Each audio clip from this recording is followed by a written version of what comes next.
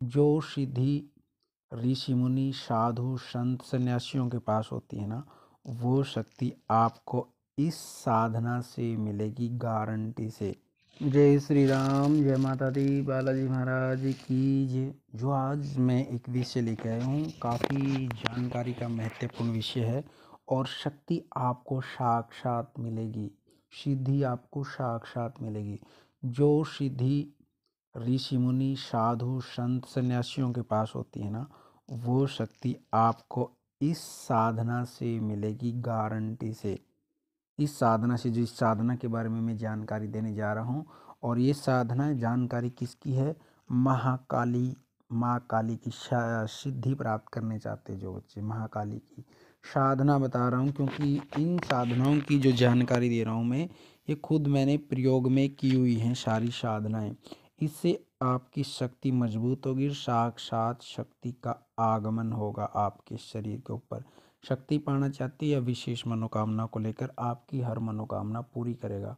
छोटे छोटे मंत्र हैं, और ये जो ध्यान साधना मैं बता रहा हूँ आपको ये साधना सिर्फ महात्मा संत लोग ही करते हैं। इसकी पूरी जानकारी मैं आपको दूंगा। और जिन्होंने चैनल को सब्सक्राइब नहीं किया, वो चैनल को सब्सक्राइब कर लें। और हमारा बालाजी दरबार लगता है, दरबार से ऑनलाइन पूछा लेनी हो, यंत्र मंत्र तंत्र पूजा पाठ ज्योतिष संबंधी जानकारी आपको चैनल से मिलती रहती है। अब शुरू करते हैं महाकाली के बीज मंत्र की। सबसे शक्तिशाली बीज मंत्र है। हमने इसकी बिना माला की साधना कैसे करनी है, और ये बड़ी ही एक, जो कहते हैं हम महाकाली की आज एक ध्यान साधना से, जो मैं बता रहा हूँ, जिस मंत्र की साधना मैं बता रहा हूँ, बड़ा छोटा मंत्र है, साक्षात कृपा होगी माँ भगवती की, माँ काली की। इसमें शुरुआत हमने कहाँ से करनी है? सबसे पहले गुप्त नवरात्रि होते हैं, और गुप्त नवरात्रों के अंदर हम जितनी साधनाएं को गुप्त रखते हैं, उतनी ही हमारे अनुभव ज़्यादा होते हैं साधना के, उतनी ही शक्ति हमारी मजबूत होकर चलती हैं।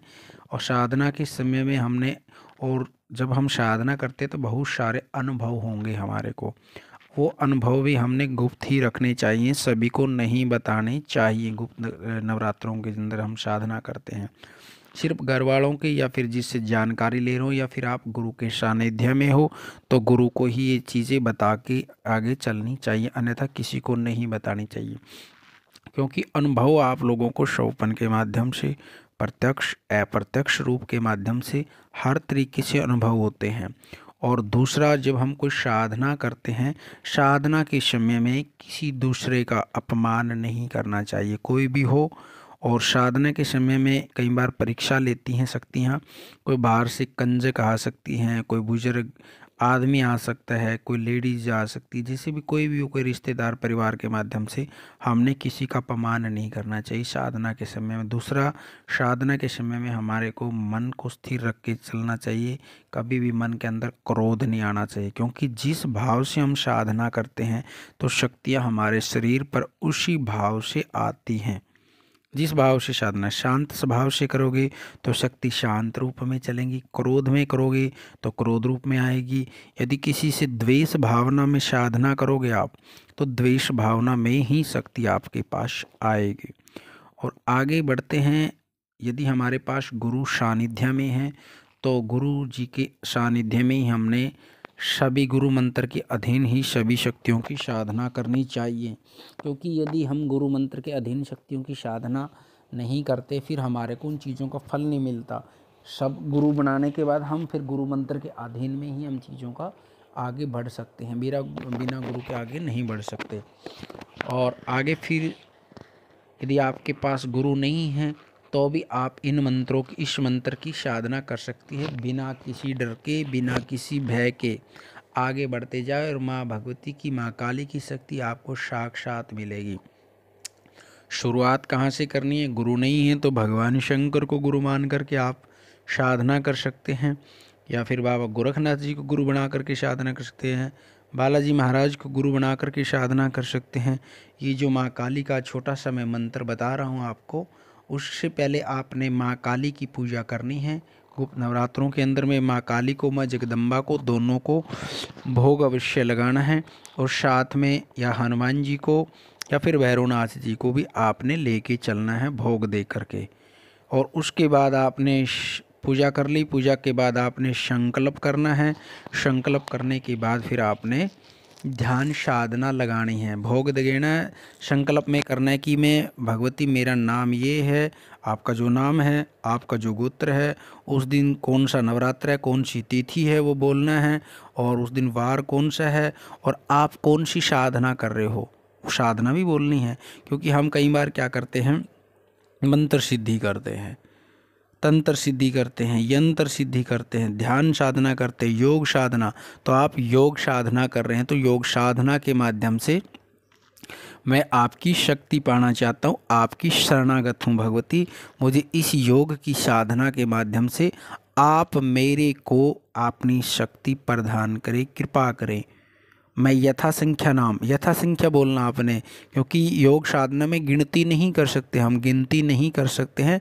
तो उसमें यथासंख्या नाम आपने बोलना है। जब कर रहा हूँ मैं आपका मानसिक ध्यान, ध्यान के माध्यम से, ठीक है। और उसमें ध्यान के भगवान को, आप माँ भगवती को संकल्प छोड़ दो। उसके बाद जैसे हम ध्यान कैसे शुरू करेंगे, सबसे पहले हमने गणेश जी का ध्यान करना है। ओम गंगणपते नमः, ओम गंगणपते नमः, ओम गंगणपते नमः। एस्टिमेट से, अंदाज़ा से हम एक माला के आसपास में उसको निकाल देंगे। फिर भगवान शंकर का आप जप कर सकते हैं, निकाल सकते हैं। जैसे आपने भगवान शंकर को गुरु माना है, ओम नमः शिवाय मंत्र का जप कर सकते हो, या फिर गुरु मंत्र है तो गुरु मंत्र का करना है। उसके बाद में आपने नवार्ण मंत्र का भी कुछ जप करना है मानसिक रूप से। और उसके बाद आपने राम नाम का जप भी कर सकते हो थोड़ा, या फिर हनुमान जी का भी ध्यान लगा करके जप कर सकते हो। उसके बाद सीधा आपने माँ काली का मंत्र कौन सा है, ओम क्रिंग, क्रिंग भी बोलते हैं इसको और क्रीम भी बोलते हैं, जो आपको शुद्धिकरण हो उसी मंत्र बोलना। आपने क्रिंग भी बोल सकते हो और क्रीम भी बोल सकते हो। ओम क्रीम कालिकाय नमः, ओम क्रीम कालिकाय नमः, ओम क्रीम। अंदर ही अंदर, मन के अंदर आपने ध्यान लगा करके सीधा पलोथी मार करके बैठना है। और आँखों के सामने माँ काली की छवि होनी चाहिए आपके। आत्मा और परमात्मा का जो ध्यान बीच में है, और कुछ चीज़ नहीं भटकनी चाहिए, दोनों के बीच में ध्यान रखना है चीज़ को। ध्यान भटकाओगे तो फिर आपको सिद्धि नहीं मिल पाएगी।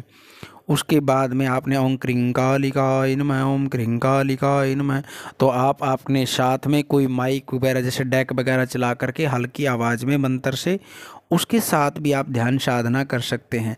कुछ बच्चे जैसे मेरे को कई बार बोलते हैं जी हमारा ध्यान नहीं लग पाता, मन भटकता है। जैसे आप इस तरीके से साधना करोगे तो आपको 200% गारंटी से आपकी साधना सफल होगी, क्योंकि ये चीज़ें हमने प्रयोग कर रखी हैं।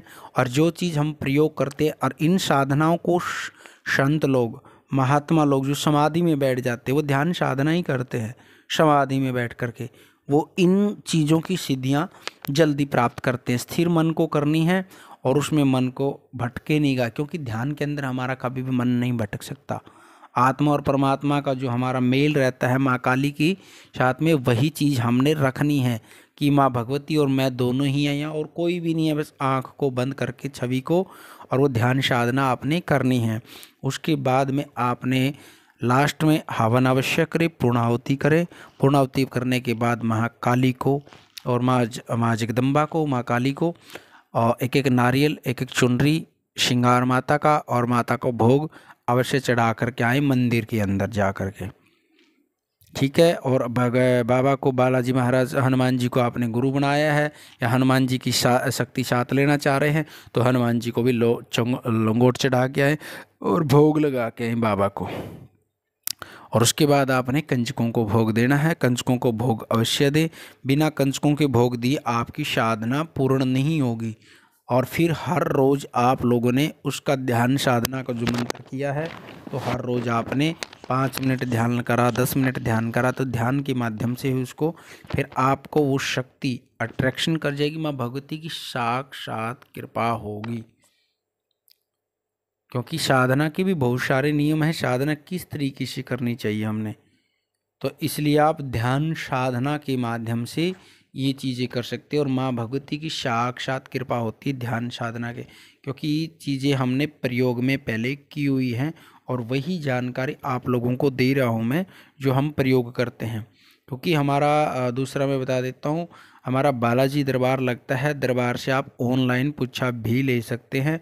और चौकी मंगलवार शनिवार को लगती हैं, पहले दिन नंबर लिखवाए जाते हैं, और जिन जिन बच्चों की अर्जियाँ आती हैं दरबार में, वो ऑनलाइन पुच्छा उन्हीं को ही दी जाती है। ऑनलाइन पुच्छा का जो हमारा नियम है, उस नियम से हम ऑनलाइन पुच्छा दे सकते हैं।